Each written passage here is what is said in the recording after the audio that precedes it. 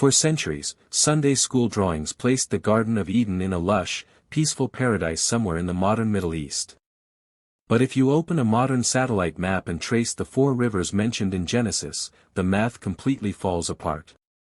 So why does almost everyone misread the geographical clues hidden right inside the text, and where did paradise actually exist? Today, we are looking at the 3 physical landmasses that match the ancient Hebrew descriptions, including the one specific location that archaeology and geology keep pointing back to. Tap that like button and subscribe to deepen your scripture study, and stay until later in the video, because the geological anomaly under the Persian Gulf changes everything we thought we knew about Noah's flood. Let's look at the map. When most people read the story of the Garden of Eden, they treat it like a distant memory, a peaceful picture from a children's book, or a place that was destroyed so completely that nothing remains. We often skip right over the 2nd chapter of Genesis, assuming those ancient names and terrain descriptions are just background noise. Many believers silently wonder if Eden was even a real, physical place, or if it was simply a spiritual metaphor meant to teach us a lesson about human choices. Because of this, millions of people read right past the clue-filled verses without ever stopping to ask what the text is actually saying. But when you slow down and read scripture carefully, you realize something truly amazing. The Bible does not describe the Garden of Eden like a fairyland or a floating paradise above the clouds. It treats Eden as a real piece of land with exact coordinates. The ancient writer gives us specific names of surrounding territories, details about 4 distinct rivers, and even highlights the valuable natural resources found in those lands, like pure gold, fragrant resin, and precious onyx stones. These are not vague or poetic descriptions. They are real-world landmarks, written down in a way that shows the original author expected the readers to know these places were actual spots on the map. God did not place humanity in a floating dream world. He placed Adam and Eve in a physical location where heaven and earth met in perfection. Yet, for generations, we have been conditioned to read these historical details as simple symbolic poetry. We treat the opening pages of Genesis as a collection of ancient stories rather than an accurate historical account. When we do that, we miss out on the rich depth of what God was showing us about our world and our history. Genesis did not give us a fairy tale with vague directions. It left a detailed geographical grid that modern readers have simply forgotten how to decode. When we start looking at the Bible through this lens, the text stops being just an old story and begins to unlock real historical truth. To uncover where this holy ground actually was, we have to go back to the very foundation of the text and look at the exact words God gave us. To start decoding this ancient grid, we have to open the text directly to Genesis chapter 2, verses 10 through 14. Scripture says that a single river flowed out of Eden to water the garden, and from there, it divided into 4 separate riverheads. The Bible then names each one of these branches, the Persian, the Gin, the Hittical, and the Euphrates. This description gives us our first major set of clues, but it also presents a fascinating riddle that has puzzled Bible students for thousands of years. 2 of these names are immediately recognizable to anyone looking at a world map today. The river called the Hittical in Hebrew is what we know today as the Tigris, and right beside it is the famous Euphrates River. These are massive, powerful bodies of water that flow through the modern country of Iraq. Ships navigate them, farmers use them to water their crops, and millions of people live along their banks right now. These 2 rivers give us a clear starting point on our journey because they ground the story of Eden firmly in the real world. However, the Bible does not stop with the Tigris and the Euphrates. It names 2 other mystery rivers that seem to have disappeared from modern geography. The text tells us that the first river, the Persian, winds through the whole land of Havilah, a place rich in gold, precious bdellium resin, and onyx stone. The second river, called the Gin, winds through the entire land of Cush. While ancient readers likely knew these waterways well, modern mapmakers cannot find a river today named the Persian or the Gin that matches this exact biblical route. This brings us directly to the core problem that trips up so many researchers. If you look at a globe today, nowhere on Earth do the Tigris and Euphrates branch out from one single headwater along with 2 other massive rivers. In modern geography, rivers usually flow together to form a bigger river, rather than one main river splitting apart into four distinct, giant water systems. If the Bible is completely accurate, how could four huge rivers come from one shared source in a way that modern geography cannot easily explain? To solve this mystery, we have to look at the historical clues and geographical regions that scholars have pointed to for centuries.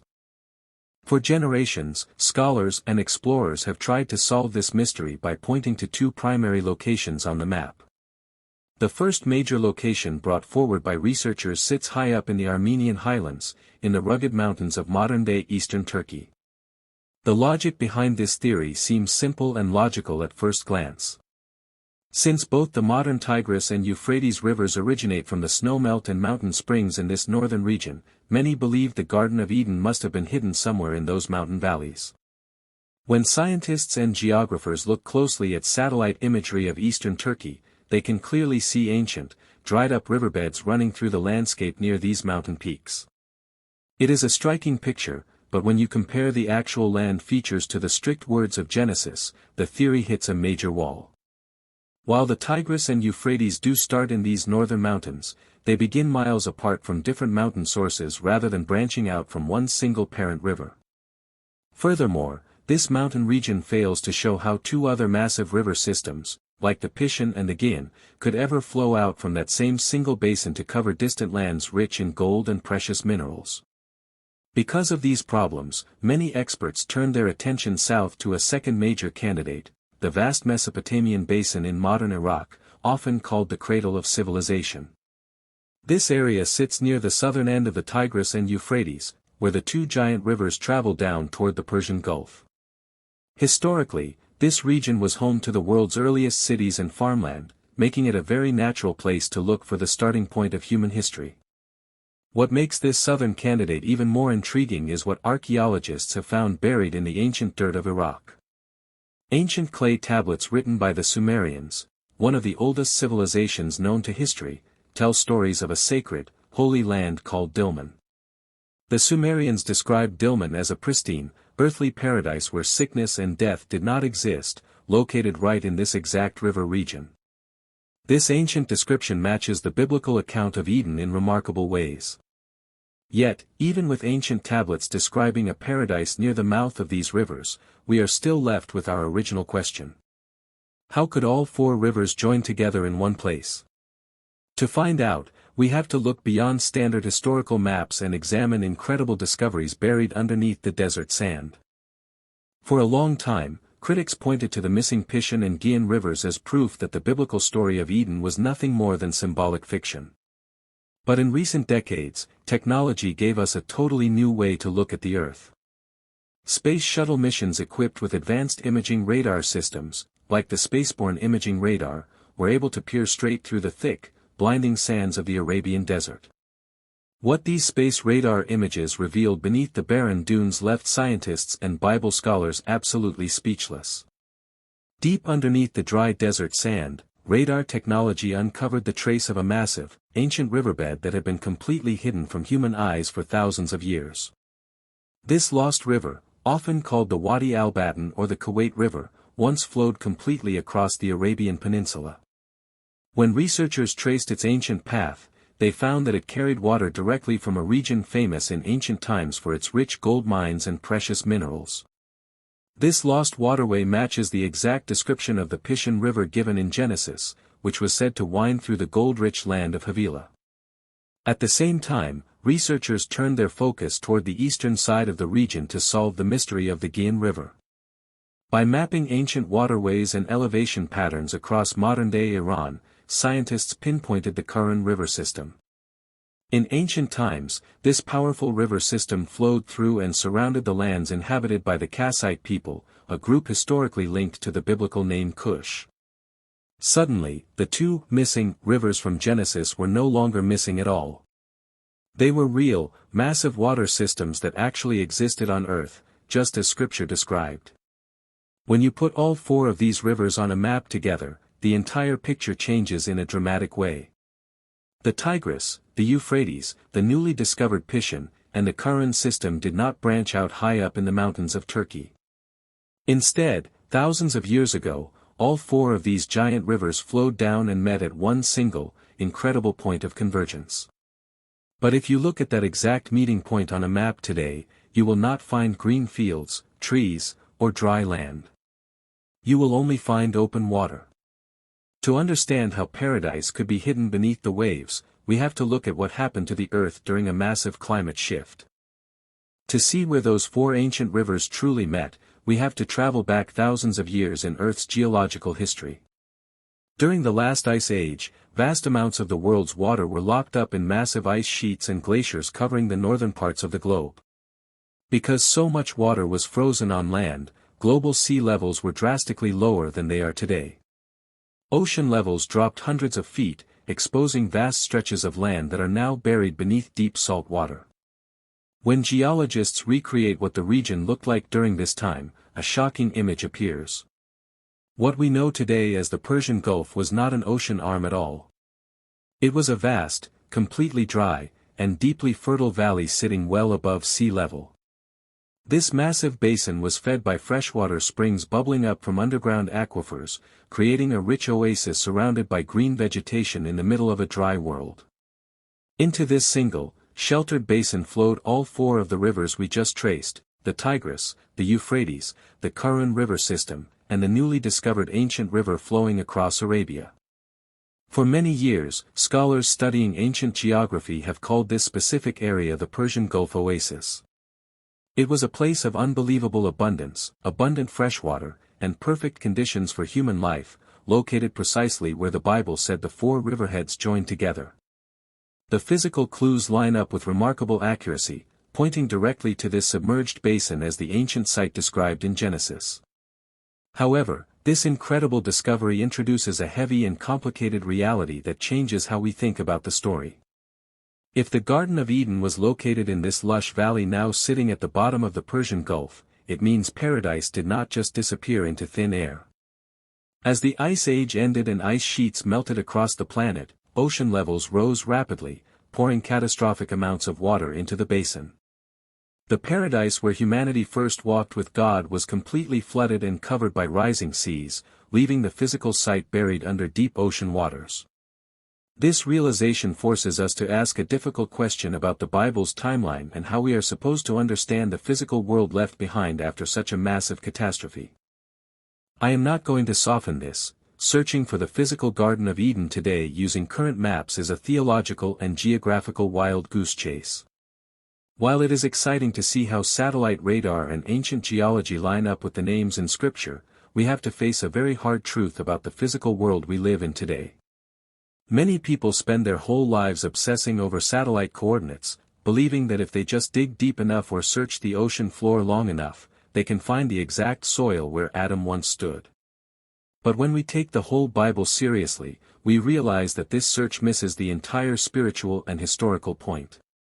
The Bible tells us in Genesis chapters 6 through 8 that a massive, world-changing flood swept across the earth in the days of Noah. Scripture describes a catastrophic event where the fountains of the deep burst open and torrents of water reshaped the surface of the planet. A flood of that scale does not simply cover the ground for a few months and leave everything looking the exact same afterward. It rips up entire land masses, carves out whole new mountain ranges, buries ancient valleys under hundreds of feet of mud, and completely changes the paths where rivers used to flow. This creates a massive reality check for anyone trying to trace biblical geography with modern tools. When Noah and his family stepped off the ark onto a completely transformed planet, the original pre-flood world was gone forever. As human families grew and began to explore this new land, they did what human beings have always done throughout history. They gave familiar names to new landmarks to honor the memories of the world their ancestors knew before the waters came. Think about how early European settlers named places like New York, New London, or New Orleans when they arrived in America. They were not living in the original cities in Europe, they simply carried those familiar names across the ocean to their new home. In the exact same way, the post-flood rivers we call the Tigris and Euphrates today are simply new waterways named after the ancient pre-flood rivers remembered by Noah's descendants. The original Garden of Eden was not just hidden or locked behind a gate, it was completely altered, buried, and rewritten by judgment beyond human recovery. God did not leave Eden lost on a map by accident, and understanding why leads us to the most powerful truth of all. The geographical clues in Genesis were never written so that we could buy a plane ticket, grab a map, and hunt down Eden's physical coordinates today. God did not leave us those ancient river names to spark a modern treasure hunt. Instead, those details were placed in Scripture to anchor our faith in real space, real time, and real human history. They remind us that the story of humanity did not begin in a fairy tale or a distant dream, but in a real, physical place where God intimately walked and talked with mankind in perfect peace. You might feel like you are searching for a lost paradise in your own life right now. So many of us spend our days longing for that deep sense of peace, completeness, and unbroken connection with God that feels so far away. We look for it in new locations, better circumstances, or endless achievements, constantly trying to rebuild a paradise of our own making. But the beautiful truth of the gospel is that paradise is not a physical location you can ever travel back to on this earth. It is a restored relationship brought directly to you through Jesus Christ. What was lost in that ancient garden because of sin is given back to us through faith, pointing forward to a promised future where God will make all things new and bring a new Jerusalem down to earth. The gates of the earthly garden were closed in Genesis, but the path to God's presence was opened forever at the cross. If this fresh look at Scripture changed how you read Genesis chapter 2, please hit the like button and subscribe to the channel for more deep Bible studies. Leave a comment down below with the word Genesis and tell me, did you grow up believing Eden was just a symbolic story, or a real physical place? Be sure to share this video with a friend who loves exploring biblical history, and I will see you in the next study.